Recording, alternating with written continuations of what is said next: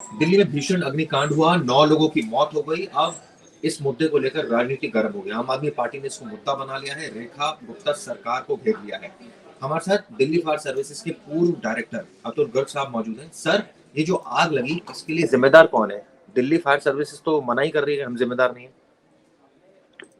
नहीं, देखिए, आग लगी, एक कंस्ट्रक्शन हुआ नीचे जहाँ पे दुकानें थी, ऊपर लोग रहते थे। ये रेजिडेंसी तो अलाउड नहीं है।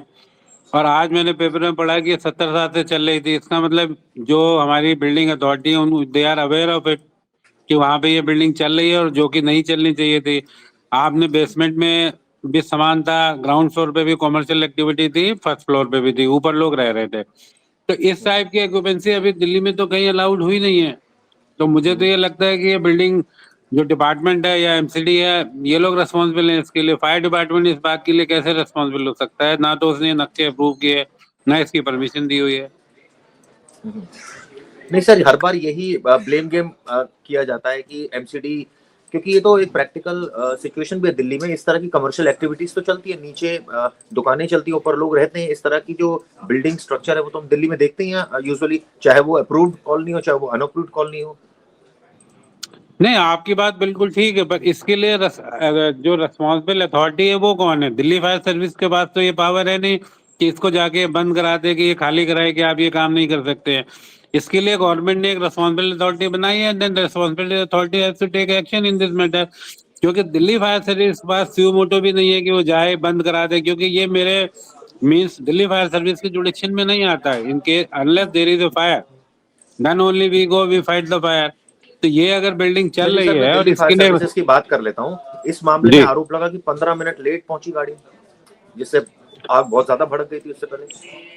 जी, देखिए, ये जो जो मेरे को जो पता चला है वो ये पता चला है कि पहले ये लोग कुछ खुद थोड़ी सी इन्होंने मतलब कॉल करने में डिले हुई, और 7 बजे के 7:05 के आसपास कॉल थी। और क्योंकि ये थोड़ा सकरा गला था, ये तो मॉर्निंग का टाइम था, इसलिए गाड़ी पहुंच भी पाई, अदरवाइज ये शायद गाड़ियां पहुंचती भी नहीं।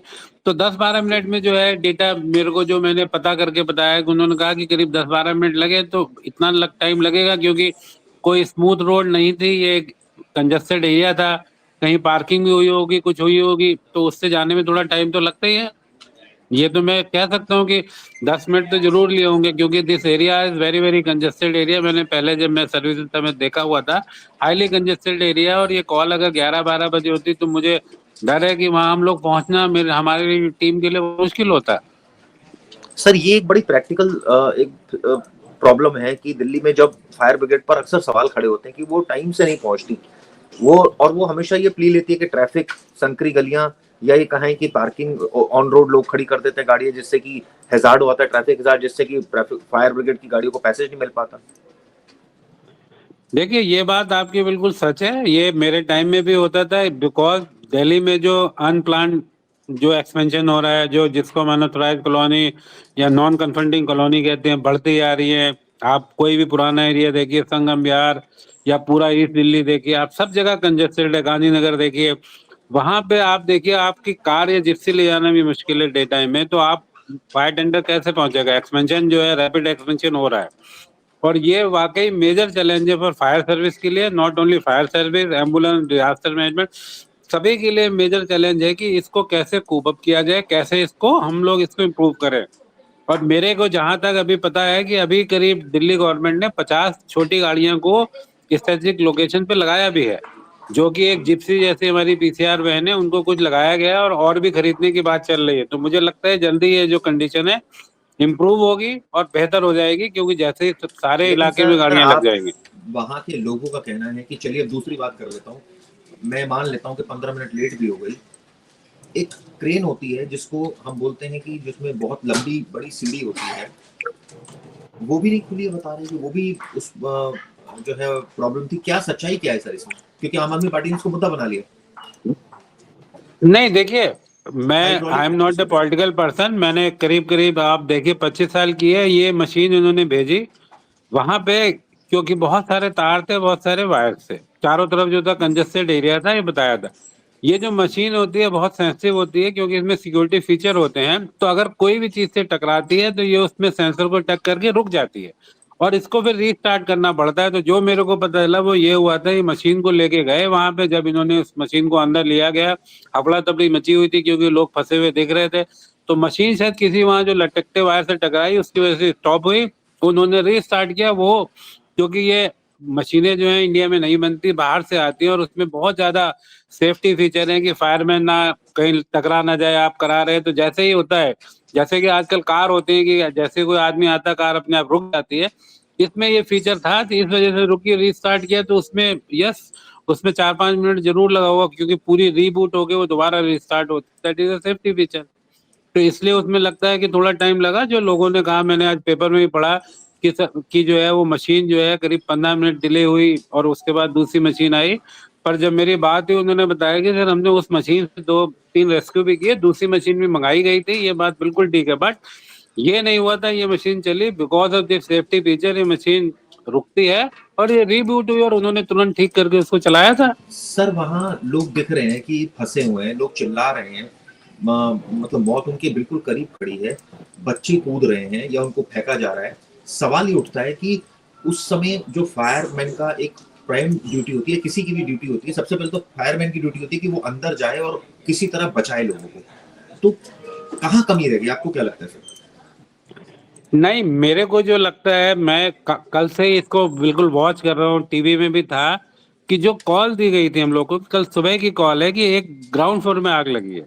मैं इसमें ये बताता हूँ, ये मैंने पहले भी बहुत कहा कि अगर हमें करेक्ट इन्फॉर्मेशन और टाइम पे इन्फॉर्मेशन मिलेगी तो हम ज्यादा प्रॉपर्टी और लाइफ बचा सकते हैं। इस केस में भी जो मैंने पता किया, उन्होंने बताया कि हमको कॉल मिली थी ग्राउंड फ्लोर पे आग लगी है। तो ग्राउंड फ्लोर का मतलब ये होता है कि बिल्डिंग की हाइट ज्यादा नहीं होगी, और ये भी नहीं बताया गया था, इसमें बहुत सारे लोग, शुरू की कॉल की बात बता रहा हूँ, फंसे हुए हैं। एज पर एसओपी हम लोगों ने 4 गाड़ियां भेजी, जिसमें कि ऊंची वाली जो गाड़ी होती है जिसको कि ब्रांटो कहते हैं, वो रिक्वायर नहीं थी क्योंकि हाइट ऑफ बिल्डिंग वहां पे नहीं थी। जब वहां पे चले गए, वहां पे आग लगी, हम लोग पहुंचे, कंजेस्टेड एरिया था, इन लोगों ने फायर फाइटिंग शुरू की क्योंकि केमिकल टाइप का मटेरियल था, बताया रहा, कॉस्मेटिक था, कुछ और चीजें जो बहुत फास्ट जलती हैं, और आग बढ़ी। और जब ये हुआ कि ऊपर 4 स्टोरी बिल्डिंग है और लोग ऊपर फंसे हुए हैं, उसके बाद जो है दूसरी गाड़ी को समन किया गया, हमारे अफसर ने बुलाया गया, जो बिल्कुल एसओपी के हिसाब से, प्रोटोकॉल के हिसाब से। बट एसओपी उसमें तो जो ये है ना देर कि हुई लोगों की क्योंकि वो, जान बचानी है, तो पहले ही आप बड़ी गाड़ी भेज दीजिए ना, वेट थोड़ी करते रहेंगे नहीं सब। आप इस बात, ये बड़ी गाड़ी हम हमेशा भेजते हैं अगर हमें ये कॉल मिलता है कि बिल्डिंग 4 स्टोरी है और उसमें आदमी फंसे हुए हैं। मैं यही बात बताना चाह रहा हूँ, अगर ग्राउंड फ्लोर की बिल्डिंग है तो हमारे हर फायर टेंडर में जो स्टेयर, जो हमारी सीढ़ी होती है, वो करीब करीब 3 फ्लोर तक चली जा सकती है। उसमें 12 मीटर की उसकी हाइट होती है, अगर आप फायर टेंडर के ऊपर लगाएंगे, that is sufficient. Because this बड़ी गाड़ी का मूवमेंट बड़ा होता है और छोटी जगह में जा नहीं सकती है, और जो कंजेस्टेड एरिया था वो धीरे धीरे इसीलिए आई, जो लोग कह रहे हैं टाइम लगा नेचुरली, क्योंकि इस गाड़ी का टर्निंग सर्कल बहुत बड़ा होता है, ये गाड़ी साइज में बहुत बड़ी होती है, इसमें टाइम लगता है। और अगर ये इंफॉर्मेशन मिलती है हमेशा, मैं 25 साल रहा हूँ, वहां भी होता था, अगर आदमी फंसे हुए हैं, अगर ये इंफॉर्मेशन फर्स्ट हैंड मिल जाए तो हम लोग ये बड़ी वाली गाड़ी को भेजते ही है, ऐसा सर नहीं है कि आप नहीं ये भेजते। बताइए कि जब ये आग लग रही है, इतने सारे लोग कॉल कर रहे होंगे, कोई एक आदमी तो कॉल नहीं कर रहा होगा, तो किसी ने तो बताया होगा ना कि ये आग कितनी फैली हुई है, कितने फ्लोर तक फैल गई है। सब एक जैसी इन्फॉर्मेशन थोड़ी देंगे। नहीं, देखिए, ये इंफॉर्मेशन टुकड़ों में आती है। जैसे किसी ने कहा आग लग गई है, ग्राउंड फ्लोर पे आग लग गई, हमने फायर टेंडर डिप्लॉय कर दी कि ठीक है जी, 2 गाड़ी भेजिए, 3 भेजिए, कितनी बड़ी है। फिर आते कि सर कॉल बढ़ गई, फिर और बढ़ते, मेरे पास आज भी कॉल आती हैं, बहुत सारे लोग नंबर मेरा लेते हैं कि सर आग बढ़ गई, गाड़ी 2 ही पहुंची और भेजिए, और मैं फिर कंट्रोल रूम को कहता हूँ, रिक्वेस्ट करता हूँ कि आप तुरंत गाड़ी भेजिए, आई रिसीव द कॉल। तो ये इन्फॉर्मेशन टुकड़ों में आती है और इसमें टाइम डिले होता है। यही बात मैं कह रहा हूँ, अगर फर्स्ट टाइम में अगर ये इन्फॉर्मेशन फायर डिपार्टमेंट को दे दी जाए, तो मैं बिल्कुल दावे से कह रहा हूँ, जहां जहां फर्स्ट टाइम में इन्फॉर्मेशन पूरी आ जाती है, उसमें जाने बचने का चांस बहुत बढ़ जाता है, तो प्रॉपर्टी सर का आप एक बचने का बढ़ स्टैंडर्ड जाता है। ऑपरेटिंग प्रोसीजर ये क्यों नहीं बना देते कि शुरू में ही पहले 10 गाड़ियां भेज देनी है? नहीं, 10 गाड़ियों, मैं फिर यही बात कह रहा हूँ, अगर जैसे हमें मिलती है कि जैसे प्लास्टिक के एरिया में आग लगी है, जैसे अपना जो ज्वालापुरी के आगे जो एरिया है जहाँ लगती है आग लगती है, तो हम वहाँ 6 गाड़ियां 8 गाड़ियां भेजते हैं। अगर कोई मान लीजिए हाई राइज बिल्डिंग है जिसमें जिसकी हाइट 15 मीटर है, प्रोटोकॉल है, उसमें 6 गाड़ियां जाएंगी जाएंगी, हाई राइज की जाए। That's why I am saying, if we get information कि ये 4 स्टोरी बिल्डिंग है, इसमें 20 लोग फंसे हुए हैं, तो उसमें 6-8 गाड़ियां जाती है। ये एक है, ये डिपेंडिंग ऑन, क्योंकि देखिए दिल्ली फायर सर्विस 200, अभी गर्मियां आ गई हैं, 250 कॉल अटेंड करती है। हर एक कॉल पे तो 7 गाड़ियां 8 गाड़ियां नहीं भेजी जा सकती ना, अनलेस वी गेट इन्फॉर्मेशन। सबसे टॉप प्रायोरिटी हमारी है, इफ पब्लिक फंसी हुई है, लोग फंसे हुए हैं, we have to mobilise all the resources, right. अगर मान लीजिए जंगल में आग लगी है, बिजली के पोल में आग लगी, छोटी आग है, तो उस हिसाब से गाड़ियों का रिसोर्स ठीक से इस्तेमाल किया जाता है। तो इस केस में भी ये हुआ है कि हमें ये बताया गया ग्राउंड फ्लोर पे आग लगी है किसी में, तो वो ग्राउंड बात फ्लोर के ठीक है, हिसाब लेकिन से जब जो फायर गाड़ियां भेजी ब्रिगेड की गई थी। गाड़ी पहुंच गई 15 मिनट में, उन्होंने देख लिया, खुद फायर अधिकारियों ने देख लिया कि असेस कर लिया कि आग कितनी बड़ी है, तो उस वक्त तो गाड़ियां तुरंत बढ़ाई जानी चाहिए। नहीं, तो गाड़ियां तुरंत बढ़ाई गई थी, गाड़ियां की कोई कमी नहीं थी वहां पे, ऑलमोस्ट 20 से ज्यादा गाड़ियां थी। जो यहाँ पे जो सुनने में आ रहा है, जो पता चला है कि जो हमारी पहली गाड़ी गई, जो जो कहते हैं स्नॉर्कल, जिसको ऊंची वाली आप लोग कहते हैं, ब्रांटो कहते हैं, गई थी, वो जाके, क्योंकि वहां बहुत ज्यादा कंजेस्टेड था, तार था, तो उसमें वो उनसे टच हुई, उसमें फंसी, उससे वो स्टॉप हुई और फिर रीस्टार्ट हुई। उसमें 10-12 मिनट का जो लोग कहते हैं गैप हुआ। मेरे हिसाब से 5 से 6 मिनट का होना चाहिए, क्योंकि उसका बूटिंग टाइम है, अगर एक बार वो डाउन हो जाती है, रीस्टार्ट करते हैं तो लगता है इतना टाइम, बट ठीक है, पैनिक होता है, आपने एक एक मिनट एक आपने एक सर घंटे के वीडियो की बराबर लगता शुरुआत है। में ये बात बोली थी कि ये जी। एमसीडी का काम है बिल्डिंग्स चेक करना, लेकिन फायर डिपार्टमेंट पर ये तो काम है ना कि वहाँ फायर इक्विपमेंट्स इन लोगों के पास हैं, फायर सेफ्टी के नॉर्म्स को फॉलो कर रहे हैं, नहीं ये तो फायर डिपार्टमेंट देखेगा ना सर। नहीं, मैं पहले भी कह चुका, फायर डिपार्टमेंट टेक्निकल डिपार्टमेंट है। हमारे पास जब कोई बिल्डिंग भरती है, उसका केस भेजा जाता है, एमसीडी के थ्रू आता है हमारे पास, हम उसको रिकमेंड करते हैं, फायर सेफ्टी अरेंजमेंट आते हैं, फिर इंस्पेक्शन जाते हैं। मैं पहले भी ये कई बार कह चुका, स्यू मोटो नहीं है हमारे यहाँ, कोई बीट कांस्टेबल का सिस्टम नहीं होता कि कोई आदमी घूमता रहता है, बिल्डिंग बन गई, इसमें फायर सेफ्टी के अरेंजमेंट है कि नहीं है, ये होने चाहिए। ये अभी हमारे प्रोटोकॉल में नहीं है ना, हमारे पास इसकी अथॉरिटी है कि हम जाएं बिल्डिंग को घूमना शुरू तो कर सर दें, आपको लगता है ये 4 चीज आदमी होनी भेज दें। चाहिए? मुझे लगता क्योंकि है एक कि ये विभाग सर अगर काम नहीं लार्जर, कर रहा तो फिर दूसरे को तो करना ही पड़ेगा ना। नहीं, ये आपकी बात ठीक है, पर ये ज्वाइंट, हम आप कहते हैं सिर्फ फायर डिपार्टमेंट करेगा, इट्स नॉट पॉसिबल। अभी गर्मी में हमारे पास 300 कॉल, 275 कॉल आ जाएंगी 4 महीने तक, हम लोग घर में सोने ही नहीं जा पाते। तो ये तो ज्वाइंट एफर्ट है, अनलेस पूरी पॉलिसी को रिव्यू किया जाए, जो अनऑथराइज कॉलोनी बन रही है उनको जो है, हम उसमें fire safety system in built install कराएं, हम उसमें हाइड्रेंट लाइन में जाएं, फायर टैंक में जाएं। इन जगहों में पानी की सबसे बड़ी ज्यादा दिक्कत होती है, क्योंकि आसपास कोई सोर्स होता नहीं है, आप बहुत दूर जाते हैं, पानी लेके आते हैं, फिर उसी कंजेस्टेड गली में जाते हैं। तो मुझे ये लगता है कि ये लार्जर इशू है। आप एक डिपार्टमेंट एमसीडी को कहते हैं, फायर डिपार्टमेंट को कहते हैं, पुलिस को कहते हैं, तो मुझे नहीं लगता इससे समस्या का हल हो पाएगा। हम ब्लेम गेम कर तो सकते हैं, फिर किसको समस्या कहें का हल सर? तभी होगा जब सभी लोग मिलके काम करेंगे, और इसको प्लानिंग स्टेज के हिसाब से करेंगे। अगर कोई घर बनने शुरू हो तो गए सर हैं या आपको बन लगता है गए ना हैं, कि थोड़ी बहुत कमी तो है ना, तभी तो ये हो रहा है सब कुछ सर। नहीं कब, मैं तो ये खुद ही कह रहा हूँ, जब आप अनप्लान्ड ग्रोथ किसी भी सिटी में होती है, नॉट इन दिल्ली, आप बॉम्बे चले जाइए, हैदराबाद चलिए, बंगलौर चले जाइए, सभी जगह ये है। ये this is not a peculiar to the Delhi, it is everywhere, because जो मेट्रो सिटी है उनकी ग्रोथ बहुत ज्यादा हो रही है, उस हिसाब से सिविक स्ट्रक्चर, बाकी जो एजेंसी जो काम करनी है वो हम अभी प्रोवाइड नहीं करा पा रहे हैं पूरी तरह से। तो ये बात आपकी ठीक है, बट कोई एक डिपार्टमेंट इसके लिए मतलब ये जिम्मेदार सरकार नहीं को होना देखना चाहिए। चाहिए कि इस तरह से अनऑथराइज तरीके से अगर कोई घर बना रहा है तो उसको तोड़ दे। नहीं, उसको तोड़ नहीं दे, उसमें फैसिलिटी, क्योंकि ये घर बना है, लोग रह रहे हैं, क्योंकि हम उनको शायद एकोमोडेशन जो है, जो ऑथराइज मिलनी चाहिए थी या जगह देनी चाहिए थी, हम दे नहीं पा रहे हैं। क्योंकि देखिए इन्फ्लक्स तो आ रहा है ना, रोज लोग आ रहे हैं दिल्ली में, जब काम दिल्ली में आएंगे वो कहीं ना कहीं रहेंगे। झुग्गी झोपड़ी में भी आप देखते हैं, अभी 2 दिन पहले आग लगी थी, काफी लोग का नुकसान हुआ, दिल्ली हाट जली, यहाँ पे जो चीनी के पास कोई जगह थी कहीं पे, सॉरी अंधेरिया मोड़ पे। तो लोग तो आ रहे हैं, तो इंफ्रास्ट्रक्चर तो हमें ही प्रोवाइड करना पड़ेगा, we as a government we have to provide it. उनको एजुकेट करना पड़ेगा, ट्रेनिंग देनी पड़ेगी कि ऐसा काम नहीं करते हैं आप। जैसे इसमें बता रहे हैं कि नीचे गोडाउन था और शायद कोई पंप चलता रह गया था, ह्यूमन एरर हो गई थी, पंप चलते चलते गर्म हो गया, उस वजह से आग लग गई। कॉज अभी पता नहीं exactly, but cause will come, but it is a collective effort, not a one department. अगर आप फायर डिपार्टमेंट को हम सब पावर देते कर लें, मुझे नहीं चलिए अगर लगता हम आम फायर डिपार्टमेंट कर भाषा में पाएगा। बात करें, आम लोगों के दृष्टि से बात करें, तो अगर हम सरकार पर हमें विश्वास भी नहीं है तो एक आम आदमी क्या कर सकता है नहीं इस तरह सर, से आग ना सरकार पे लगे? विश्वास क्यों नहीं है हमें? सरकार करेगी, सर जरूर इतने करेगी। जो हुआ हादसा सर उसमें आज भी तो साफ साफ है कि कहीं ना कहीं डिले हुआ, कहीं ना कहीं सरकारी मशीनरी पर सवाल खड़ा हुआ। देखिए डिले, मैं फिर ये कह रहा हूँ, the way Delhi is developing, close area है, पहले भी है, हमने 100-100 मीटर 200-200 मीटर हौज बनाए जहाँ गाड़ी के कार भी नहीं जा सकती, लोग तो वहां रह रहे हैं ना। और उसका उपाय हम्म, सिर्फ यही है, या तो हम उसके अंदर जो है फायर टैंक बनाएं, कुछ हाइडेंट लाइन बिछाएं, छोटी गाड़ियां लगाएं, हम्म, जिसके लिए ऑलरेडी आई थिंक 25 गाड़ियां गवर्नमेंट ने लगा दी है और शायद अभी और भी लगाने वाली है, मेरे को एग्जैक्ट अभी नंबर नहीं हम्म, पता। Yes, but it is on card कि छोटी छोटी पीसीआर वैन लगाएंगी क्योंकि देखिए कोई भी फायर शुरू में बहुत छोटी होती है। Any fire hmm, started in beginning is very very small fire, अगर आप उसको शुरू के 3-4 मिनट में टैकल कर लेते हैं तो वो ना तो इतना नुकसान होगा ना डेथ होगी। पर अनफॉर्चुनेटली क्योंकि ये गलियां हैं, वहां पे फायर टेंडर जा नहीं पाता, पूरी इंफॉर्मेशन हमें मिल नहीं पाती है, या इंफॉर्मेशन लोग लेट देते हैं, उनको शायद डर लगता है कि फायर डिपार्टमेंट को बताएंगे गवर्नमेंट डिपार्टमेंट आ रहा है, उससे डिले हो जाता है और आग बढ़ जाती है, और हम उस जगहों में पहुंचने में हमें बहुत टाइम भी लगता है। क्योंकि ये आप देखिए सर 70% आपकी दिल्ली जो बातों से है। तो ऐसा लग रहा है सीधा सीधा सारी गलती लोगों की है। नहीं, ये मैं नहीं कह रहा हूँ सारी गलती लोगों की है, बट मैं ये कह रहा हूँ कि जब इस एरिया में आबादी हो गई है, बस गए हैं, लोगों ने अनऑथराइज घर बना लिए हैं या गांव में बना लिए हैं, डेवलपमेंट हो चुका है, लोग ने रहना शुरू कर दिया है, तो I think it is a collective stand हमने सबने लेना चाहिए कि अब इसमें हम इनमें एजुकेट करें, इनको ये बताएं कि ऐसी जगह में अगर आप ऊपर रहते हैं तो केमिकल का काम ना करें, आप कोई और काम कर लें जिसमें आग लगने के डर कम हो। जैसे इस केस में था कि सर केमिकल था वो। प्रैक्टिकली आप ये बताइए कि एक आदमी जब 2 वक्त की रोटी के लिए संघर्ष कर रहा है, अगर हम उसको ये समझाए कि अपना बिजनेस बदल ले, ये कहना बहुत आसान होता है सर, लेकिन ये संभव थोड़ी होता है सब चीजें।